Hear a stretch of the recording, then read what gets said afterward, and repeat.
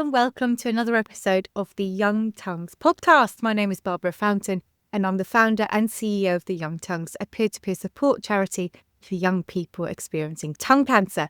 And I am joined by my two favourite co-hosts, Steph and Jamie. Welcome. Jamie, I have to say, welcome back, lady. We missed you. Thank you. It was such an unintentional vacation, holiday, as you would say. Yeah, I'm so happy to be back. We have a lot to talk about. We do indeed. And hi, Steph. Lovely to have you back. Hello. And we're your only two co-hosts, so We're Yeah, the well, favorites. same, isn't it? But I just need to say, Jamie, you look fabulous. Have you had a little chop with your hair? Looks amazing. Yeah, I just went for it. You know what? You know what the really good thing about cancer is? You give zero fucks about anything. And so I'm like, yeah, cut a French bob. What's that? Oh, you're going to cut it up to my chin? Sure. Can we do some bangs? Can we do... I look like Lord Farquaad if I don't do my... Well, I kind of look like it now. But if I don't do it... so, I have zero. I'm like, yeah, go for it. Try it. So that's the good thing about it. But yeah, I need a love little it. change. Yeah. We love it. We love it. I have also cut my hair, but it's in a ponytail, so no one will notice. So Yeah, that's you good. cut your hair shorter too. Yeah. I went quite short. There you go. For me, that is very short. It looks so good and like healthy and thick. Yeah, but I haven't washed it, so it's like, and the headphones really help. You can just kind of hide everything behind it. no comment on the short hair. But yeah, you guys are real short. Yeah, go for it. No. I love it every I'm time. getting there. Every time, right? I'm getting there. That's what happens. You just keep going. Eventually, I'm going to be bald. I feel like every time I see Jamie now, I want to I have to sing like he had it coming every time, or I need you to get like a little cane and tap shoes and the whole thing. You know, I'm walking around the house like You have to be. I'd be so disappointed if you weren't. Yeah, I know. But is this, I have not Jamie, let you down. is this your big announcement for the podcast? You've been cast in Chicago or 42nd Street. Oh my gosh. Let's manifest that. Yes. Yeah. I will be Producers, look at her. Or no, I want to be Velma Kelly, the one that's like, you have to imagine it with two people. It's swell with two people. I want to be that girl. So yeah, you've heard it here first. I will be in Chicago. Okay. It's out there now. We're manifesting that, baby. We are. So, Jamie, speaking of about theatre, I see on social media you've had lots of theatre in your life recently. Why didn't you catch us up? What's been happening in Jamie land? Oh my gosh, so much. So like in my past life, I was a performer. I did theater and then I stopped for a while and now I'm back in it and I'm a choreographer. So I get to do all the dancing. I think that's the fun part. I don't want to direct. I don't want to do stage management. The dancing's so fun. So I have choreographed for a theater company. I did the musical Six about the Six Wives of Henry VIII. That was really fun. And now I'm doing Percy Jackson and the Lightning Thief. So it's just what? This is a new show for me. I've never even, I know nothing about it. And it's been really fun so far. We just started. But that's like my little, fun job, my creative job. I get to dabble into that. So it's been really fun. But now it's everybody, it's blowing up. Everybody wants to come and do it. It's ages from 7 to 18, 20, or no, we have a 19-year-old. So it's been really fun to see the company grow and I get to dance. I mean, I don't think I'm that great, but I can teach. I can teach none of that. So it's been busy but fun. I'm trying to get my two boys to be in it. We'll get there. I have to think of a show where they want to do it. Maybe I have to think of a musical that has a baseball number. I was going to say, hold on a minute. There's so many baseball films that can be adapted into musicals. I know. Here. There was a musical that has a baseball number, and I'm like, what was it? I don't know. It's an older one. My ex-girlfriend just did her theater company. They do ballet, but they just did Dracula. I At think the ballet? yes, and it was amazing. Oh. All ages. It's community theater. It was phenomenal. But you guys could do a Dracula, right? I mean, my your boys would be gosh. so into Yeah. that. They would be so I was into thinking, I that. was like, Yes, man, they Noah would. would love the set design for this. Yes. Oh my gosh. I always think of your son, Noah, because he is like the animatronic, like connoisseur. Like anytime because now like the Halloween stuff is in America, we love Halloween. That shit is just everywhere. And it's We don't care. August. We are all August. about, I know every single store is like, you got to get this stuff in August because by the time it's like September, October, it's gone. We're already moved on to 4th of July by that time. It's so dumb. But like all the animatronics, they just got announced. Like, and they have like this. I follow a guy on TikTok and he shows all the animatronics and breaks them down. And he's like, this is why this one's the best. I'm like, oh, okay. Yes, I need to get that. No, I don't need it, but yes, I do. But I always think of your son because he was so into that. And I remember when you went to the Spirit Halloween. Like the flagship. is that- Yeah. Yeah. Where is that at? Is It's that, in like, New Jersey. in New Jersey? Okay, yeah. And they have this big event and all the animatronics are out there. I mean, I want to go. It's cool. They usually have it at the end of July or beginning of August. I think it was See? July 31st It's like a this year. summertime Yeah. thing. A couple of my friends went this year, but he's less into the animatronics now and more into building his own stuff. So we've been corpsing skeletons and learning about monster mud and foam clay, and he's really, really talented. He's really good at it. I'm trying to my like gosh. nurture that to maybe get him to, I don't know, do Yeah. something with that as a career eventually. I don't know, but I mean, he'll be Yes. 14. But I was going to say, how cool is that? Because they're not on a screen. That's a huge I mean, deal. the other part of the time he's on screen, but Okay, you want to know something funny? Okay, the screen time, like, that's always like, oh, screen time. But you have to give them screen time in order to get stuff done in the summer. But when they're acting like complete assholes, you take it away and you go, okay, you guys aren't, you're not going to have any screen time, no video games for one day. You know what they did? Do you see this behind me? This is a Nintendo Switch that they drew a picture of because I took it away. And they were like, oh, well, we're going to draw a picture of it. It's a Nintendo Switch. It's like, it's crazy. I'm like, well, that's a pretty good draw. It's pretty accurate. What's They that have draw? memorized that. It's like, what's that in art class where you like, they have, the bowl of fruit in front of you and you have to like sketch it, but it was their Nintendo Switch thinking about it fondly, like, I real miss you, and- life. oh, yeah. Yeah, real life. Duh. Yeah, it was like that. So I think that's a win. Did screen time help with that creativity? Possibly. It's brilliant. Anyway. And so, Steph, how are you? Have we had any more heat waves? I mean, Jamie, you live in heat wave central. Yeah. We've had another 2 since we spoke, Steph, because I think we talked a lot about heat waves last time. How are you coping, Steph? It's been okay. The last couple days have been fairly nice. Well, it's getting hot again. But Saturday we went to a minor league baseball game, and there was a nice breeze. And it was actually, I almost needed a light sweater. Like, I was like, this is fantastic. And we got a little bit of rain today, which is nice. We haven't gotten enough rain lately, but it hasn't been too bad. I had my own personal summers, but the outside is playing nice for now. That's great. Well, we've got a full-on drought, so we're just everything's yellow, everything's bare. It's We've had kind a of little like bit of rain. California. California, we're Yeah. always like perpetual drought. But in where you are, Barbara, when there's the heat wave, do you have AC? No, Oh. we don't. And also we have old houses which retain Yeah. heat. Oh, And yeah, I've Of not been course. sleeping well of late, but we've got a fan. If that I helps. would have Oh, like look, I can fans make- all over. I have my little desk fan just to stop me from boiling over. Oh, that's so cute. Yeah, which I can't use whenever I'm like on a video call or something because otherwise you wouldn't hear anything else. But yeah, no, it's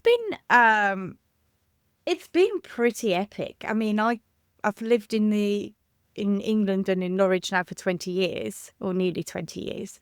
And I've never experienced anything like this. Like we had a few years back, like the odd heat wave, but this is like heat wave after heat wave. I think we're on number 5 now.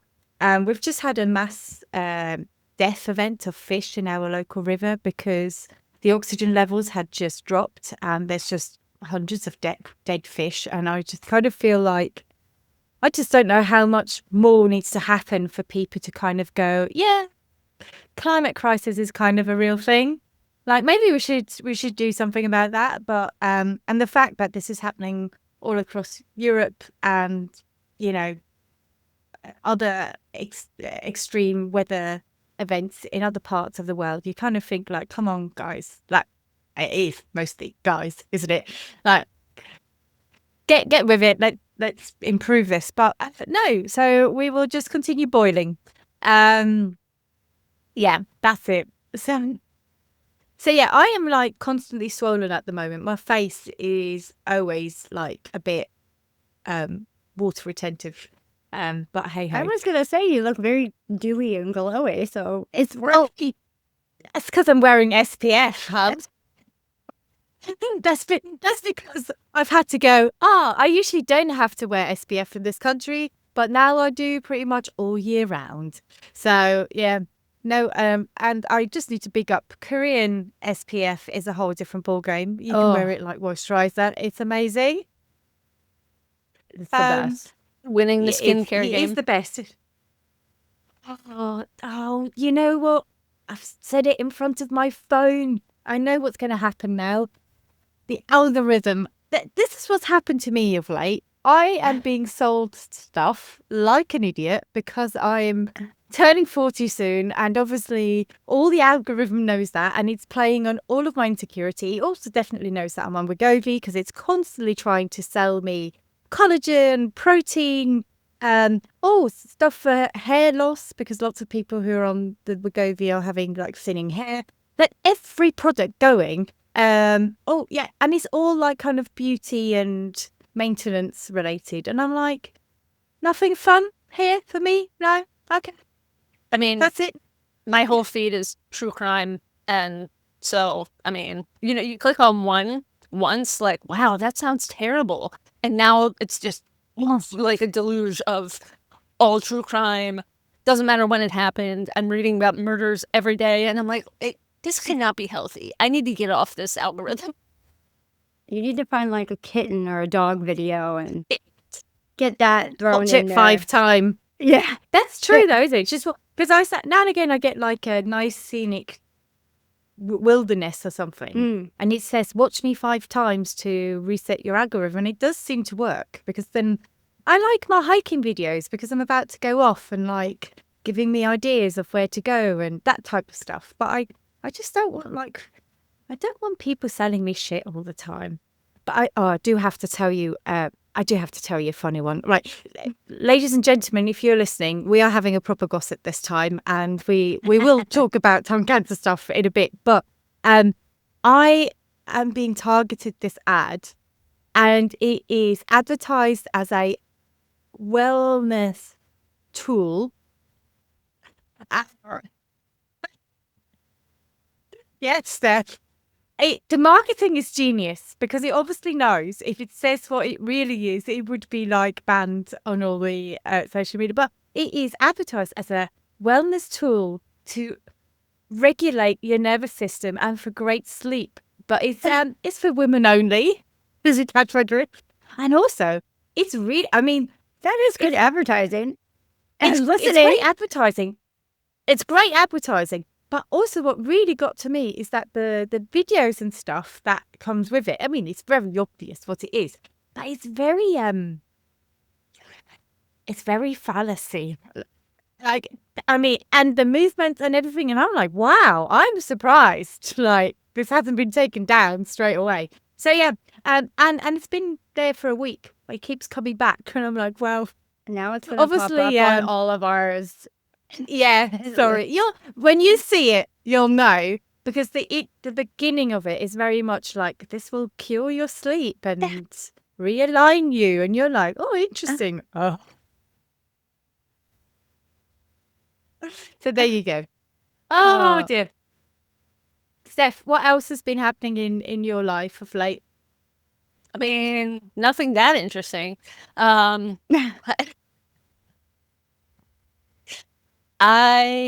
what has been happening?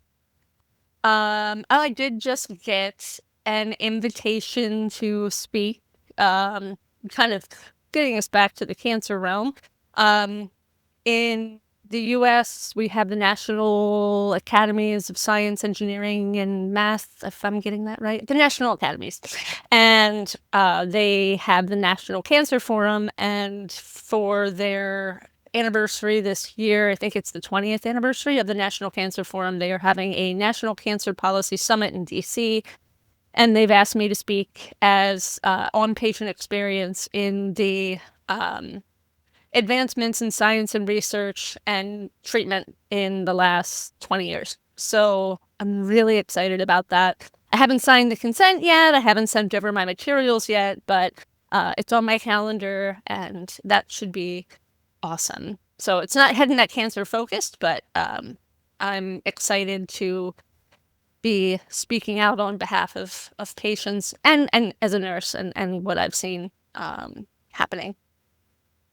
That's really cool. Well done, Steph.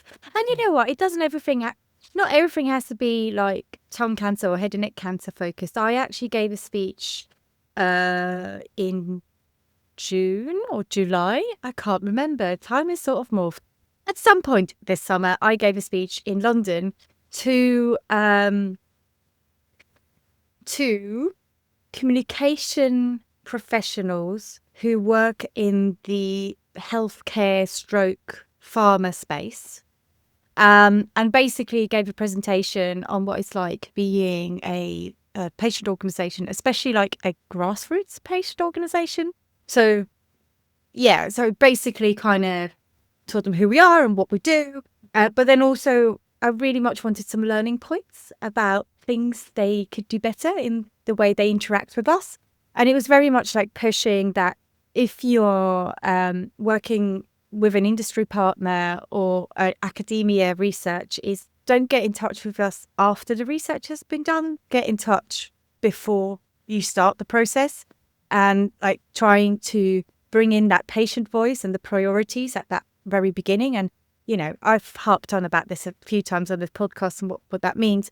But also like I gave them some like redacted real life examples of what's really shit and please don't be like this, and what's really good, and also the kind of way to think of us. So this is my favorite little slide. I was like, I introduced myself, and then I introduced the team behind the Young Tongues, and I had this like web behind me of like org charts. And like, this is the HR person, and this is the finance person, and this is our policy person, the research person, and and then was like, and it was all like with AI generated people behind it, smiley, whatever. And then I was like, yeah, sorry, I lied to you, and clicked it again, and basically just replaced my face on all of them. And I went, when you email me and you need a quote or you need me to find patients who will participate in your research, just remember this, and that I've got hundreds of emails, and that I can't do something within 24 hours or 48 hours. I need like time, and also like build up the relationship. Like if and this unfortunately happens a lot. So I do get cold emails a lot. And they're never like, oh, hi, we are this organization, we're interested, can we have a call? No. They're like, oh, hi, we've done this project, we are looking for patient stories, or we are looking for patients to participate in this research. And the truth of the matter is, I have no idea who they are. And I think at the beginning, when we started with Young Tongues, I was a bit naive and kind of like just wanted to think the best. And like, I will Google them, see they're a organization, and that will kind of, you know, they're a real university, real whatever. But now I think like, and I said to them on stage, like, I'm upping my standards now, and I'm starting to going to be a little bit more of more. I'm going to have more of a sieve, shall we say, because I'm passing your information on to our community. Our community only deserves the best. And also our community, Young Tongues, trust me that I only introduce them to people who are worthwhile their time. So we're actually just at the moment, and this will be like a summer project, developing a new research policy. And that will very clearly state these are the minimum things you have to do in order for us to want to either collaborate with you or share your work or share opportunities on your behalf. And that is like quite simple things, but like, tell us about your safeguarding. Like, what are you going to do to support patients who are participating in your research? How are patients reimbursed? How are you planning to communicate with patients over the long term? So are you just going to involve them and then they'll never hear from you again? How, and then, your normal safety checks, which we already do, make sure they're for real and all of that. But I just kind of feel like I'm starting to get slightly overrun with research requests, which is amazing because that means like there's a lot of stuff happening in this space. But I also feel like we need to have some quality control here. And in the past, we've had like, I know if there's no malice behind it or anything like that, but we've had people taking some liberties by having like really long one-to-one patient interviews, which are actually quite intrusive on someone's experience and might really negatively affect a patient of having to reopen that whole chapter and reshare.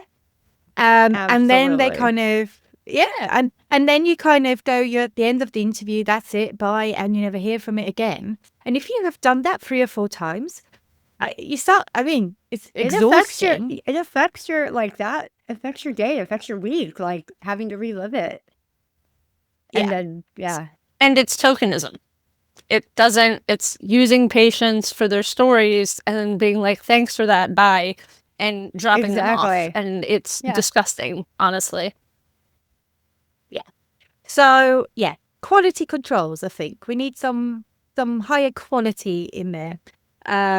So, that's that. I've been working on that. But so I gave a speech. I had nothing to do with tongue cancer. I had neck cancer, but I felt it was really actually quite helpful to be able to showcase to a whole sector who does interact with us and other organisations like us to say, hey, here's a bit of a reality check. We might look all move. The what? slide? It's me. No, slide. I love that. I think it is kind of because the idea came because someone said to me, it's like, oh, I had no idea it's just you. I thought you had like a massive team. And I was like, I have some people, but it's sort of in and out. But they're like, oh, but I looked at your annual report and I look at your website and you look at your branding. And I was like, I'm good with Canva. Like, I'm lucky that I'm able to make something look fairly pretty. I'm by no stretch a graphic designer, but I've put in a lot of effort to make sure we always look presentable. And we look the part. But maybe that doesn't then quite translate the fact that we are still grassroots and we are still small and young and learning and don't have loads of resources. Which is something I'm battling with at the moment. Yeah, it's a lot, but what a compliment to use people, like, for her to say, like, I thought you had a team, like, no, it's just me, and look at all that I get done. But it's very difficult. Yeah, I have to say the mental load at the moment is a bit, I have so many priorities, I don't know where to start. And I'm a little bit I can feel myself, I'm a bit like frozen. And I really need to like push myself to break stuff down and then get going. I could easily just hide under the table at the moment because there are so many things, but I kind of like just like rabbit in the headlights, and I'm just gonna have to go and have to give myself a mental push to go, no, come on, Barbara, you can do this, big girl pants, deal with it, you're fine. And the last 24 hours have been interesting. I will share in due course. but let's let someone else talk for a little while.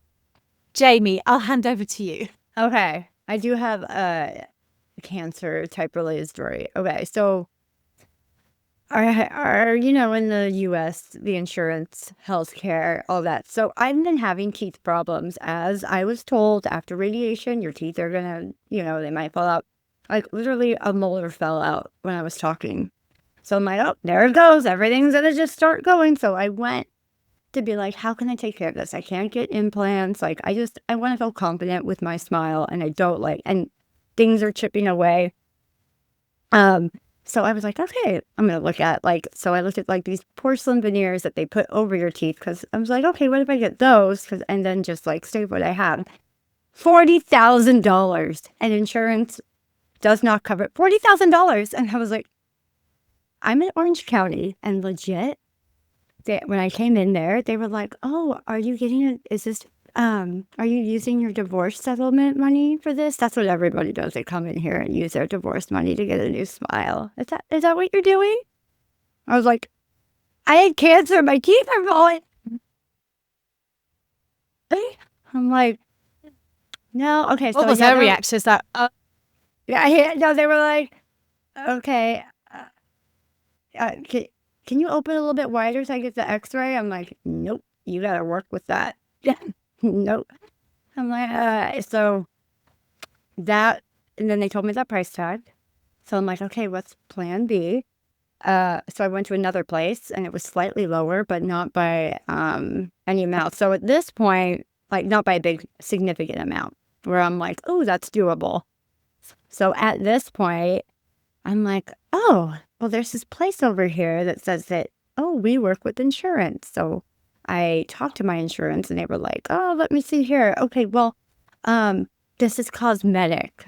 And I was like, well, no, my teeth are falling out, and then I can't eat because of radiation. Oh, well, you chose to have the radiation, because the way that it looks like here, they recommended it and you took it. So it was your choice to have the radiation. And I'm like, hold on a minute, Jamie. Okay, so mute yourself. I would be dead otherwise. But on paper, it's the way that they have it, it looks as if it was elective. But I was like, does it say on there that they told me if I did not do this, I probably would be dead? I wouldn't make it to 40? It doesn't say. Okay, so this is the dental insurance. Now, I have talked to some people. Sorry. I just need to. What the fuck is wrong with your country? I mean, you know what? And we've been asking this for a long time. This is also, okay, get this. My country's not much better. So, well, yeah. This was also when I called and gave them all my information. They were like, okay, but you have to put it in, fill out the form online, so we get it, and then we call you. And I was like, but I just gave you all.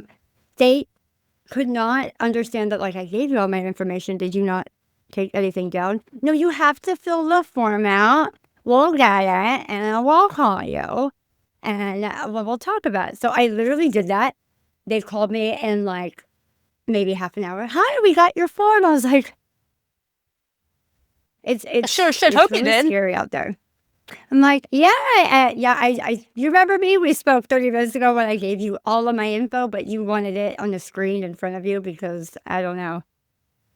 Anyway, so that was the experience with that. But so I was told I would go through my medical insurance for this to see if I can get it, because it's Barbara, we had dental has to be separate. I don't understand why teeth are not associated with your body, why your insurance is different for your teeth. I don't understand.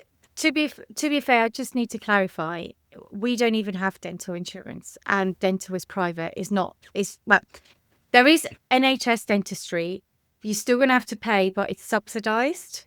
But if you need major work, it's still expensive. Yeah.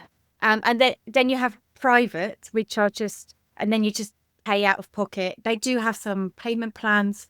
But then we've got also a dental crisis, which means there aren't really enough NHS dentists. So some people don't actually have access to a dentist at all. I'm sure if I Googled it, there probably is some sort of dental plan, which I might not be aware of. So if I'm misspeaking here, I do apologize. It's so convoluted too. They don't make it easy, like how to find stuff. My kids have to No. get braces, and then they're like, But- well, only some of but that it's is the covered.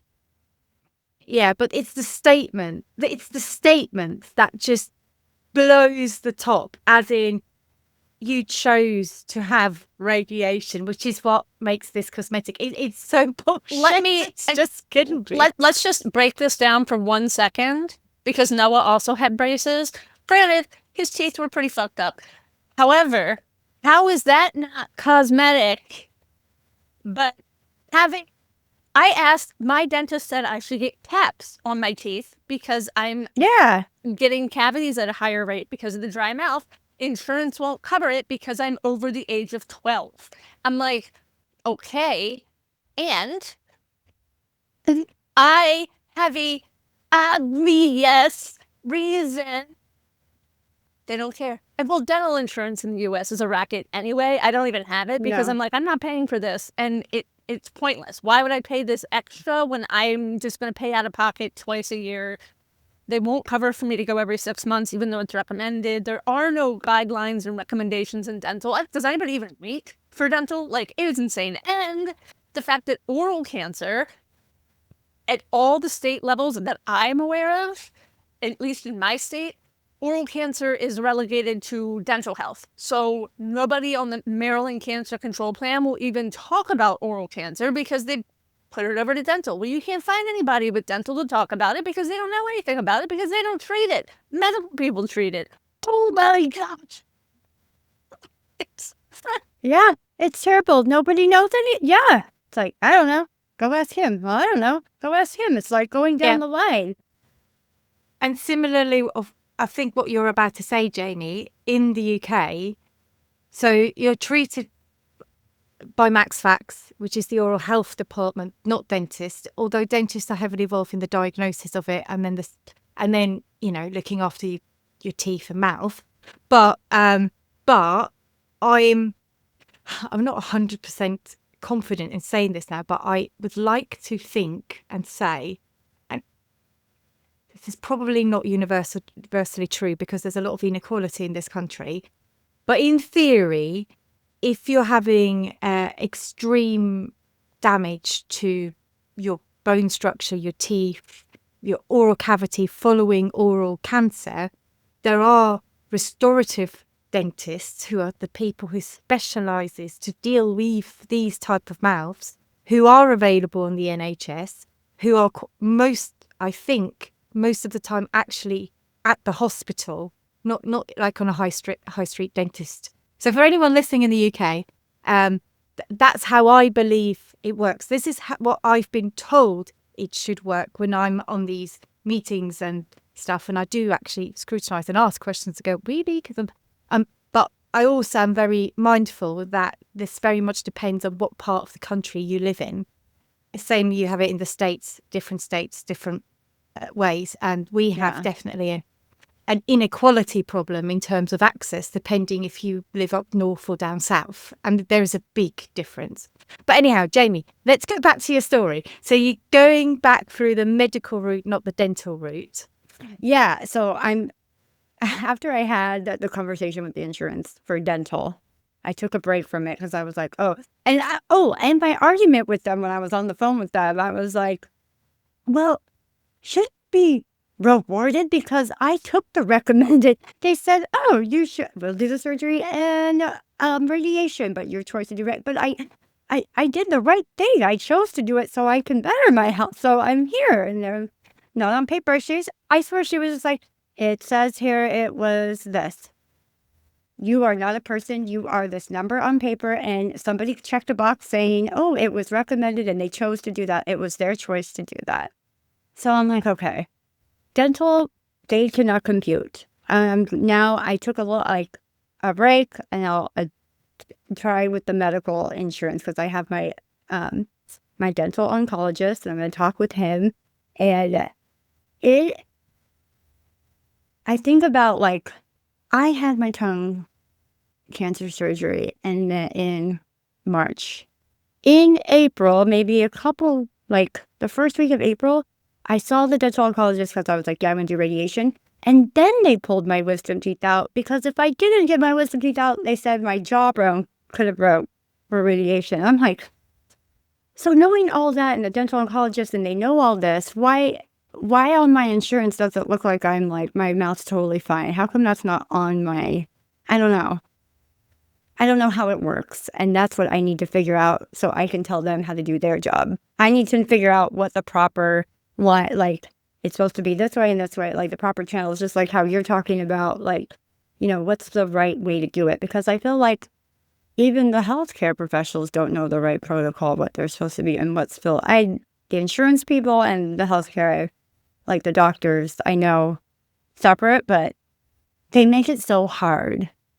And it doesn't need to be hard. It just needs to be a practice that everybody follows and it's the same.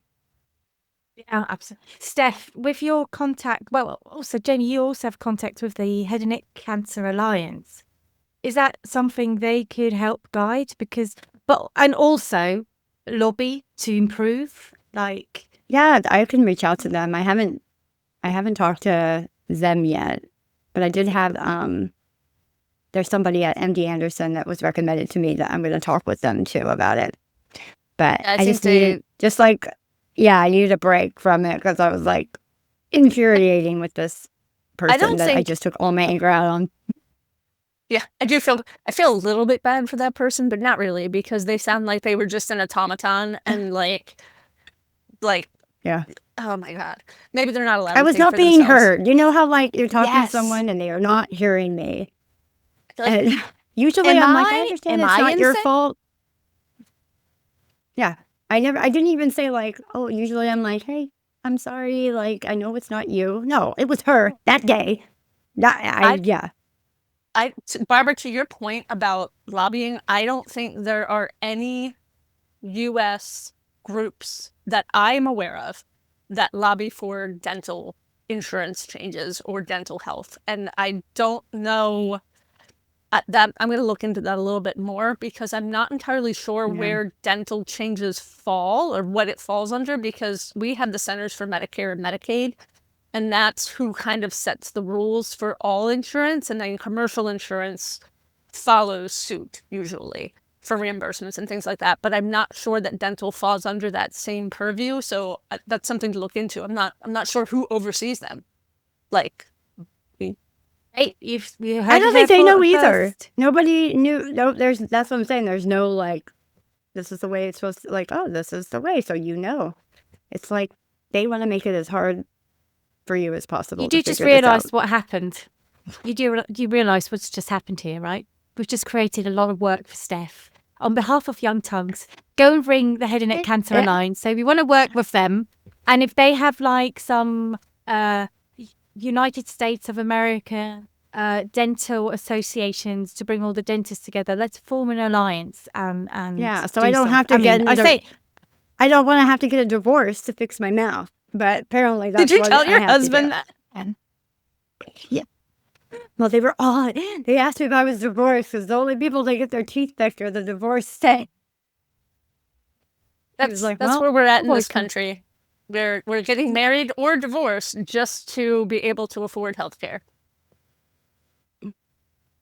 Yep. And then I also had, I did a little rant on TikTok like I do sometimes when I'm all fired up and I just have to get it out there. Someone was like, oh, you can go to Turkey, get the turkey teeth. And I did not compute the country at the moment when they said turkey teeth. I was like, what? Now we're taking teeth?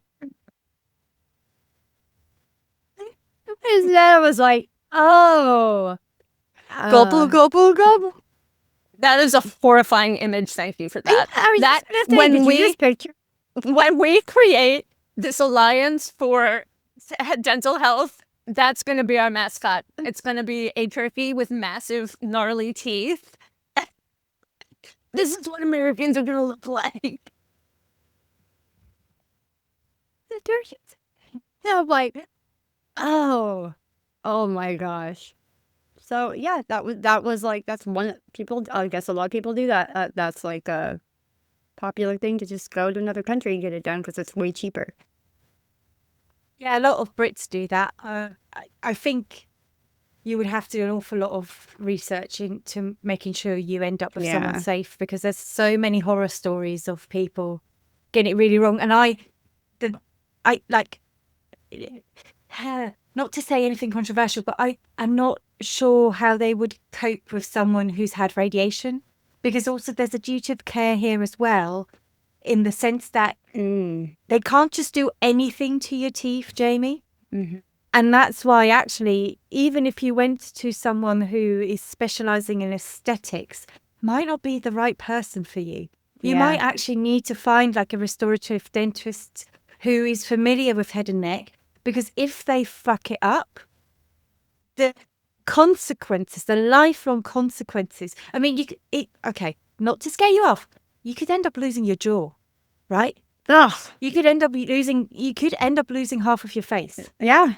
And I'm not saying that to like be like No, but scaremongering. it's true, because the bones deteriorate. Because they were like, oh, there's no, I can't get implants, no way. And like, speaking of being heard too, like I had spoke with all, like, calling all these different places, seeing like online, and they were like, oh, we do implants. I was like, but I just told you I would never be able to get it. So they weren't even listening. But you know what, also on the other side of this is, I get people being like, just be grateful you're alive. You don't need to worry about that stuff. And a part of me, I do think that, I do like, I think, yeah, I gotta pick, why am I worried about, like, my teeth aren't that bad looking, but like nobody sees the back where I have like meth mouth looking in there. I don't want to look like meth mouth person, but I also think like, well, yeah, why am I doing this? I have 2 kids and they're going to get braces, like that should put them first. But then I get that out of my head, because like I have to be able to do something that makes me feel good and is healthy. Like I want to chew food. At this point, I don't know if I'm going to be able to chew some food, the food that I can chew, right? So it's... And also, it's aesthetics. We shouldn't be felt guilty for wanting to look good. I know, but that's anytime, like if you talk about, oh, this happened to me because I had cancer, you always get like the, just be grateful you're alive. Yep, it's on the list. I just tell them to fuck off, to be honest. I just tell them fuck off. You don't know. I'm grateful and yeah. Go get fucked. Yeah. I just wrote, today's my 7-year anniversary from my biopsy. So 2 days is my rebirthday on the 7th, and 7 years on the 7th. So very complicated emotions, but I was thinking about it and I was like, this is the day that somebody finally believed me. Like, this is the anniversary of the day that I was heard, which is apropos. Because up until that point, everyone was like, you're too young, you're too healthy, there's no way. And I was like, at what point are we going to stop following guidelines that follow research that's at least 10 years behind current standard of what's happening, and actually listen to the people in front of us? Like, I would much rather, if I was a physician, and I am a nurse, but I don't get reimbursed the same way when I was at the bedside. But if I was a physician, I would much rather have insurance companies coming down on me and threatening to withhold payment for treatment than have one patient die because I didn't act. Like, it blows my mind that we follow this. And there's so many of us that are, I mean, I was 37. Some of us in the group are in our 20s, young 30s. And I'm like, this is bonkers. It's bonkers. You look at like these pictures and it's obvious there's a tumor. It's obvious there's something. And they're like, here's some mouthwash, here's some steroids, be on your way. Yeah. And like, and also, if you're worried about utilization and money, do you know how much extra it costs because of treatment, because of morbidity from treatment, because of extra treatment, because of potential disability, lost wages from work? Don't give me it's too expensive to run the test, because I will come back at you with all the reasons why it's less expensive to run the test when there's something obviously wrong. Okay, thank you. I had to get that out. And that's where I just have to then have the gratitude that we don't have that problem in the UK. We have other problems, but because we are a national healthcare service, once you have the diagnosis, you get treated for it. And you get treated as fast as the system allows, which is sometimes a bit different than to the US. And yes, of course, there are always things you can improve on, but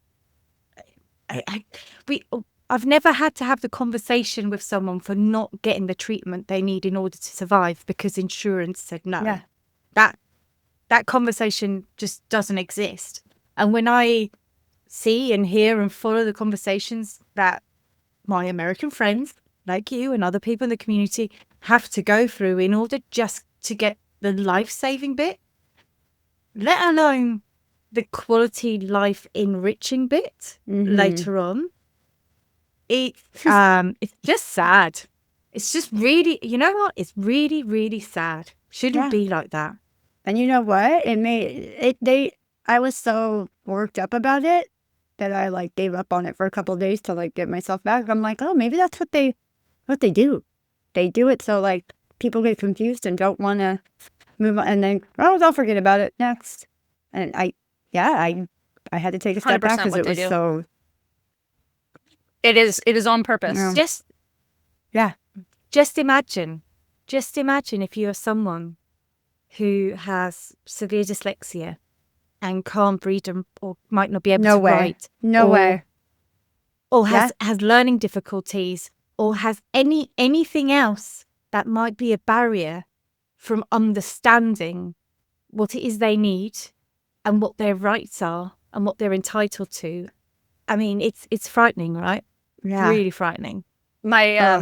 My neighbor went to urgent care a couple weeks ago because he had gotten something in his eye. He was wearing safety goggles, but it still wound up getting in his eye when he was doing some kind of metal work.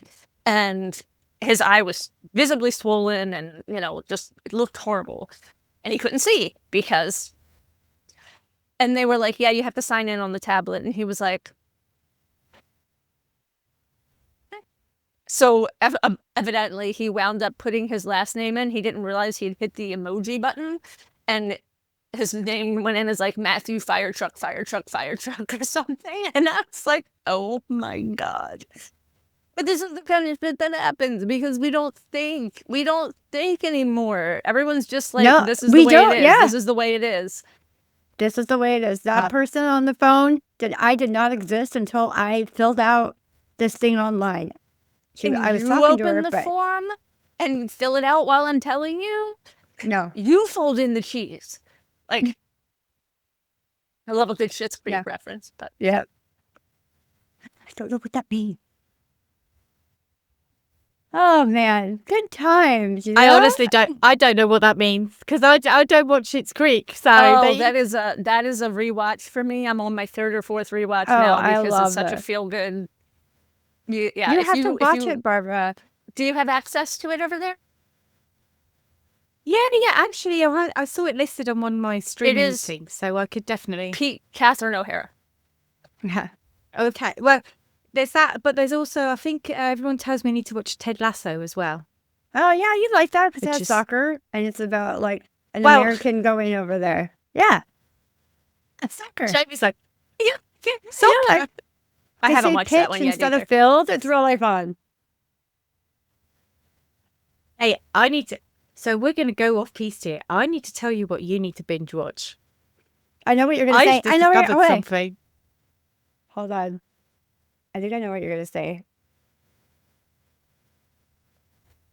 Ladies, you need to watch Off Campus. Oh my God. Yep. I've watched it 3 times, start to finish. That's why you have those ads on your Instagram.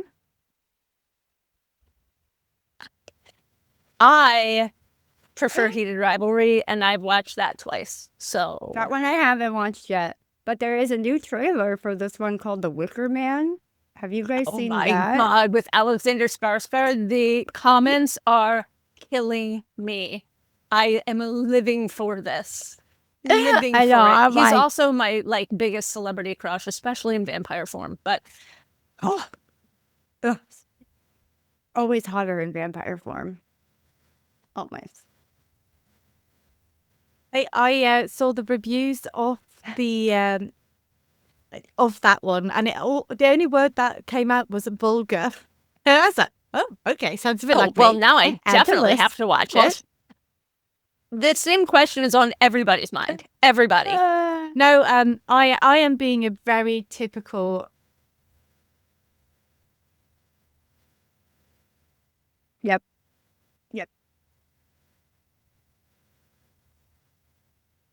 It will be answered. Okay, ladies.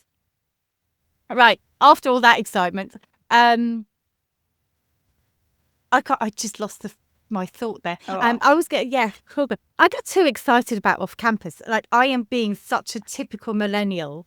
I couldn't be more of a stereotype, but I loved it. I did really, really love it. And I do also still need to watch Heated Rivalries. Rivalries? Wow. You know what I mean. It is on my watch list. But in other news, I'm fucking off to Switzerland next week.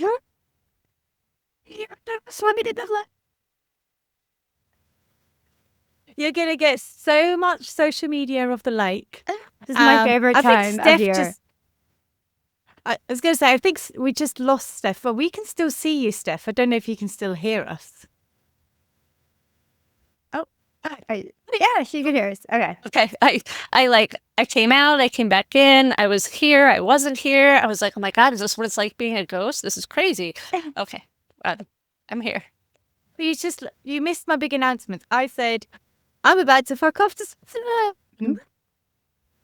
I'm so excited So- for you. Oh, me too. Because this has been a long slog. I'm off next week. I have a ridiculous mountain of things, of stuff, that I need to do because I won't be able to do it over there. It's like just stuff I need to get sorted out. But I am going to be in Switzerland for 2 months, with a little break to Italy to meet Nick in the middle. And so anyone who follows me on social media, be prepared. You're going to see the lake and the mountain and the lake. I and can't lots of the wait. lake. I can't wait. I'm going to use your videos of the lake as like the calming scenery and reset my algorithm. Totally. I'm just going to click on your stuff constantly. It's so beautiful. Amazing. I'll make sure to do some calming reels. Matt and I are Thank thinking you. about places to visit, so maybe we'll just come stay with you in Switzerland. You Yeah. like skiing. You guys do skiing in Switzerland, right? Yeah, we do very, very expensive skiing. Yeah. Like ridiculously expensive skiing. But yes, I'm yeah, she doesn't listen to this. I had a phone call with my mother yesterday. And bearing in mind, it's still a week until I arrive. She has already started moaning about my imminent arrival and the length of my stay. And she actually went like, don't you think it's a bit too long, Barbara? And I'm like, well, it wasn't for me, but I always leave for you. Your mom's? Yeah, I think she likes her peace. So And I am not very peaceful. I was like, are you like her too? Are you going to say? similar but different. My mom, so this actually set off a whole thing for me, but my mom has been like my support person since I don't have a job and I've been really struggling financially, and she's been really helping me out with things. And one day, obviously it's stressful for her too, but when you are supporting somebody, you do not vent to the person you're supporting, ever. Because it is like throwing an anchor to somebody who's drowning and asking why they can't swim.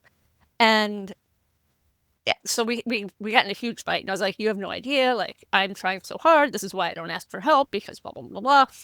But it got me thinking about supporting other people. And I completely just created a whole framework around support. And like, I'm going to start a pilot soon for people that support others to say like, hey, when we're giving support, these are the things that we need to think about, because not great to offer support and then be a dick about it. Like, intentions may be good, but that doesn't mean impact is good. And that can cause real harm.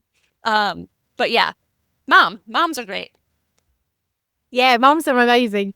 Steph Orr can say no comment, but I know someone who could do very. She might listen to this, and then I'm in so much trouble. No, Mum, Mum, if you're listening to this, I really, really appreciate the fact that I'm about to be 40 and can still crash at your house at any given time. And yes, I annoy you, but you do know you love me for it. So there we go. There you go, Mom. Yeah, there we go, Mom. But speaking about, I mentioned earlier about my 24 hours, and I just thought I'd better squeeze this in before we say our goodbyes for another month or so. So I just mentioned that I have an absolute ton of work to get on with. That's mostly due to the fact that April, May, June, July were just mental, and I had loads of deadlines. I've had to, so people will have noticed, if anyone's emailed me over the last 2 months, you probably haven't gotten a reply from me. I'm just looking at my inbox. I have 577 emails just in my Young Tongues email inbox. Then there's also an info at and a podcast at inbox. And then there's all my personal shit as well. So I literally have thousands of emails of things, and I'm sure most of it's hopefully like, I don't know, spam or subscriptions and stuff, but I do need to go through it. I do keep an eye on the Young Tongue stuff, so if something really urgent comes in, but I've just been I've been having to ignore the world because I've been having to put my head down, focus. My big focus has been getting more funding in for the Young Tongues Hub. Got some great news. We have some extra funding, which means we can start work in November. I will update you on all of that next time, which is great. But I just had to and then we had the research projects and I had deadlines. I've missed deadlines and I'm still trying to get stuff done. Yeah, loads of things, juggling lots of things. And I just need to give a shout out to everyone who's volunteered to host a local in-person meetup in their local area. Thank you for your emails. I have not forgotten about you. I am still coming up with the process to make sure that we hit all our safeguarding stuff. And I will get back to you this summer. You are on my list. So thank you for your patience. Nonetheless, so yesterday I see an email and I see, you see the subject and I go, oh no, this is gonna be important. So I open it, and so by the time this podcast goes out, everyone affected will have received an email from us. And if you live in the UK, you might have heard about this on the news. But we, our CRM system, that's a customer relationship management system. So that's basically where we have a list of everyone's email address, everyone on our mailing list, anyone we have any interactions with. We probably have some information about you on there. And it's mostly kind of names, email addresses, stuff like that. And it's our largest expense as a charity. So when I selected this system, I did a lot of due diligence. A huge percentage of the charity sector in the UK uses the same CRM. They're kind of a leader in what they do. And I have to admit, this isn't advertising, but the product is really pretty great. And they have the highest security certificates and everything. And that's the irony, because they were hacked.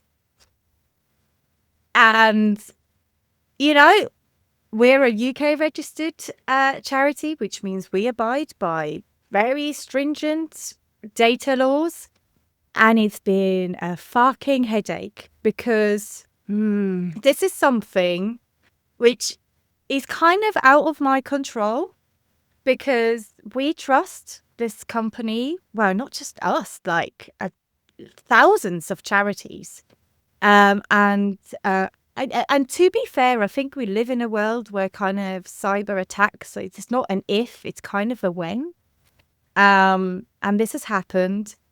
But my God, your gut just thought, I was just like, oh shit, what does this mean? And then you're trying to decipher and understand what they're trying to tell you. And then there's a lot of ambiguity. So at the moment, we know that a hacker got in, made a copy of a backup server or drive or something, but we don't actually know what data has been compromised. We don't know if they were able to decrypt that data. We don't know even what data they took. But we have to assume the worst case scenario. So we followed all the security protocols, and we've now also as a charity, we need to then go to the ICO, which is the Information Commissioner, and the Charity Commissioner to log a breach there. And eventually, I think tomorrow morning, there will be an email go out to everyone who's ever donated to us, anyone who's ever received an email from us to basically inform you, this has happened. We're very sorry. We will keep you informed. The saving grace, the good thing is, no financial data has been taken. That has been assured to us. So no card payments, no card details, bank details have been compromised, which is really important. But over the last 24 hours, you can imagine I've been like, fuck, and trying to figure out what to do. And you know, and everyone, you get these guidance and you go, your team. And I'm like, what fucking team? It's me. Like, you should install a helpline so people can call you. And I'm like, what? Install a helpline? Oh my like gosh. That. Yeah. So it's like, it's that. But the thing that I'm most worried about is that we do have, obviously, we're a cancer charity. So most people on our mailing list will have had tongue cancer, and that makes us vulnerable. So I kind of assess the data as like high risk, even though it probably wouldn't be in someone else's opinion, but in my opinion, it is. So I'm treating it that way. So we're doing some extra protocols as well. Yeah, but yeah, it's just this when, I mean, I am exhausted. That's I'm stressful. really like, it's so much responsibility. And then today I was on a call with like nearly 100 other charities, all chatting about what they are doing, the advice. Because thankfully, you know, we're small as well. We don't have an in-house counsel or lawyer. We don't have, you know, we don't have certain things that other charities have. So they've kind of been sharing what they've been advised, so we can piggyback of that, which has been so helpful. But one of the things that was highlighted to us, what's the real risk of like a random hacker taking all this information, and let's say it's just email addresses. What are they going to do with that? And then, so the theories were going around, and the one thing, and I do want to make everyone kind of have your wits about yourself, it's phishing emails. And basically, in our communication that you will have received yesterday, we will highlight where you can give money to us securely, which is Just Giving for anyone in Europe and every.org for anyone in the States. And if someone sends you an email, always check the actual email address, because it might look like a Young Tongues email, but I might not have sent it to you. And do not give money unless you're 100% sure it's us. And at the same time, when we send you an email campaign, because we're doing a fundraising campaign and it has my face over it, I go and check our social media as well to correspond that, I received an email from Barbara. She's also shouting about that on social media, because I wouldn't really do one without the other. Please do continue giving. But that's like our biggest fear as a charity is like, you trust us, we trust you.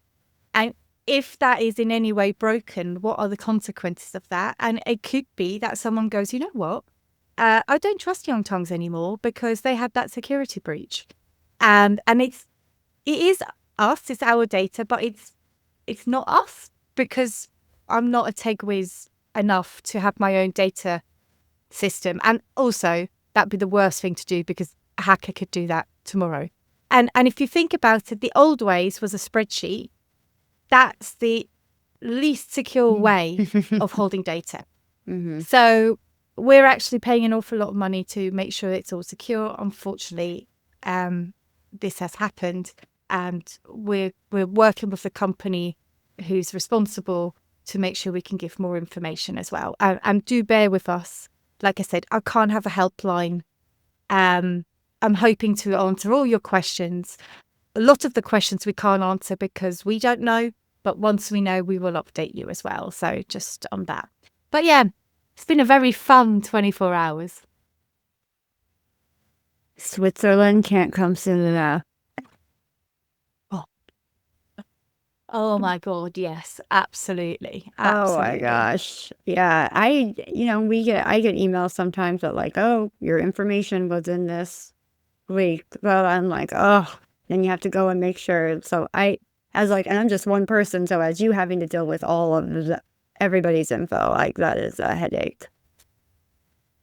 But you're making sure we're all good.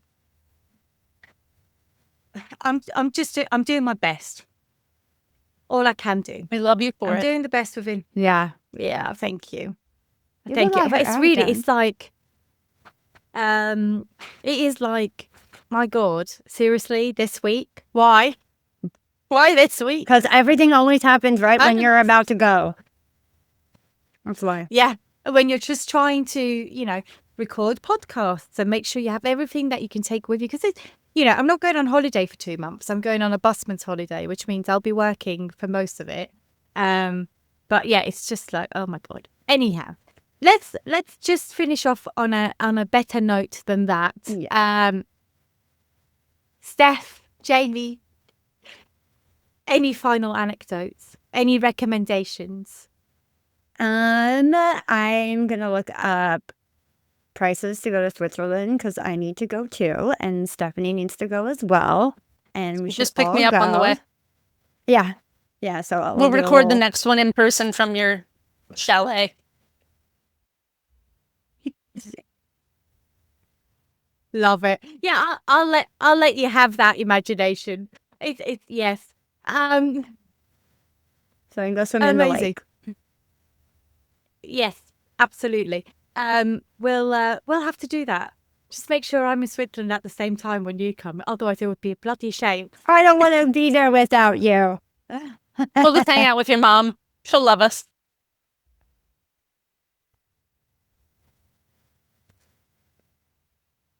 Okay, Mama. My mum hasn't realised that she has just opened an unofficial Young Tongues guest house, basically. Amazing! Congratulations! Yay! I heard she loves having everybody over. Yes, and we're very loud, and she loves parties. It'll be great. Actually, she does love parties. Oh, She does. I think problem? it's just more me and her. I think it's more me and my brother wind her up because, I don't know how to. I do go with best intentions because I am an adult and I go in and I go, you must remember to offer to do stuff, right? And clean your dishes, do your washing, all of that. But there will be stuff that I do that will just annoy her because I'm me. Yeah. And to be fair, You're a child. there is stuff my You're mother never going to does. be an adult. No, and I do regress a bit when I'm there as well because I swear my whiny voice comes out way more. I get, yeah, man. I'm like, oh my God, I'm 13 again. What's happening? But there's also a lot of stuff that my mum does that really annoys me. So I think we're like on a par there. Also, their daughter lives in a different country. Surely she just should be happy that I go home to see her. totally. Yeah, sounds Absolutely. about right. Free digs and holidays in a beautiful place. I mean, maybe if she just didn't live in such a beautiful place, then we wouldn't have this problem. Honestly, would her we? fault. Yeah. Clearly. Yes, absolutely. Right. I'm going to put my shovel on the side now, stop digging myself a hole, and say it's been so lovely catching up with you ladies. This has been brilliant. Yeah. Great chat. We will be back next week with another episode. And Barbara can't remember. Oh, yes. Next week, we will be having an expert on, Ashley. Awesome lady from Australia. We will be talking about financial toxicity because that's what her research is based on. And really interesting conversation I had with her. Really recommend it. So do join us then. And I see you, lovely ladies, not next month because we're having a break. Or actually, the two of you could meet up. I'm in the Dolomites in Italy, so so we'll see you either a month later, or I'll hear you two on the podcast yourself doing a little recording. We'll see. See how we go. We're going to do our rendition of Chicago. Oh, yes. Lots of jazz hands, Fosse. Oh, what a pity if you're just listening to this and not watching. Buy a ticket. Amazing. Thank you so much, everyone. Bye. Have a good week.